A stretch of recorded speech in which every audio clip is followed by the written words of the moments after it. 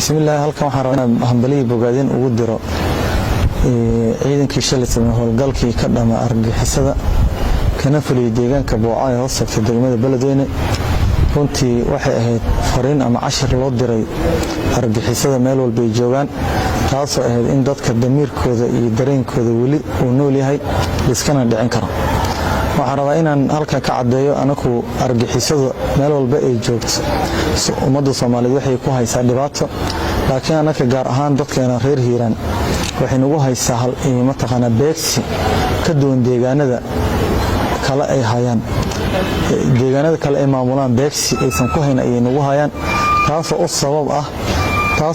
ah kaliya inay ma taqaana rabaan in dadka deegaankan degan ee gobolka Hiiraan madaxooda hoos u jeediyay ay duleystaan taariikh ahaan laguma hayo deegaankaas dadka ku nool waligood in la gumaysto madaxoodana ay hoos u laalaadeen waxyaalaha cajiibka waxa kamid ah laamiga dheer ee Soomaaliya dhaxmar ay waqooyi koonfur isku xiran gobol walba uu ka furana intaan ka ahayn bariga Hiiraan inta kale way furan tahay laakiin bariga Hiiraan uu ka xirnaa waxa xiro iyaga waxaad dareemaysaa hal door walba oo deegaankaas ah oo hadduu nabadoon ahaan lahay hadduu aqooyahan ahaan lahay hadduu dhalinyaro ahaan lahay haddii gabar firfircoon ahaan lahaydba tafaariiqna u dileen jumlana u dileen waxaan xasuusanaa haddii aan taariikhda dib u celino hal maalin 75 ruux inay ku dileen hotel Madiina oo ugu horeeyay ninkii hogaamiyihii qarniga ee mataqaana Umar Xaashi Aadan iyo laqayo iyo odayaashii nabadoonada ah iyo siyaasiyiintii saraakiishii oo hal maalin ah Soomaaliya way yartaa reer hal maalin ama deegaan hal maalin 75 ruux laga dilay oo hal goob loogu dilay wax lagu dilana aan la garanayn bal waxay dileen gudoomiyihii waxbarashada gobolka Hiiraan ee hore Ismaaciil professor ah aqooyahan ah aan waligiis dad waxba u dhiman oo anaka aan ka midnaa dadkii uu soo saaray waxbarashadiisa ay aqoontiisa ka soo faa'iideystay waxa ugu dambeeyay nabadoon Cali Dheere oo ahay wax ay ku dileen aan la garanayn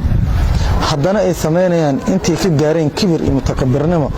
dadka dhaxdooda ay ku dilayaan si looga cabsado ay u arkaan dadka inay argagax galaan waxaan rabaa anaka xildhibaanada deegaanka waxaan ku hogaamin doonaa insha Allah taala dadkeen inay cadawgaas iska dulqaadaan dawladdan waxay garab naga siin doontaa insha Allah dawladda cusub waxay garab naga siin doontaa iska dhicinta cadawga ummadda Soomaaliyeed sidii u sugayeen dawladnimada inay shabaab ka dulqaado waxaan leeyahay dawladnimadu waxay u baahan tahay garab deegaan iyo garab bulsho u baahan tahay dawladda markaan la nimaado 60 40 ay noo dhameystiri kartaa laakiin 00 dawladda kama bilaabi karto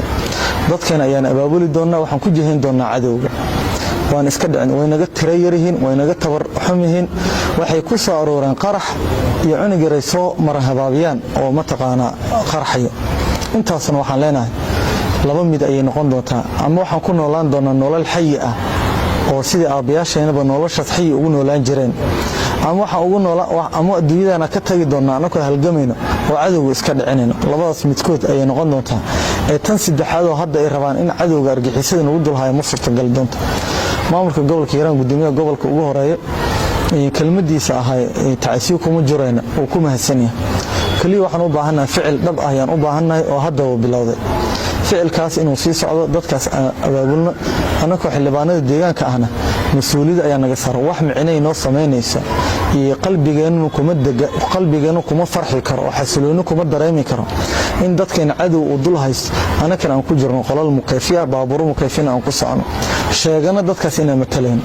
hadii dadkeena cadow uu haysto oo xarun caafimaad aan laga furi karin goobaha ay dadkeena aan ku mataleen ceelal biyood aan geeni karin abaar haday dhacdaan loo gurman karin hadii ma taqaana beere ee falnaan aan loo horumar beer loogu sameyn karo cadawga uu haysto oo markuu beerta fashana lacag laga qaadanayo markuu uma taqaana abaar noqotana cid hay'ad iyo cid dawladeed wax u keenin karto isan jirin sabab aan anaka ku sheegan karno inaan dadkaas matalno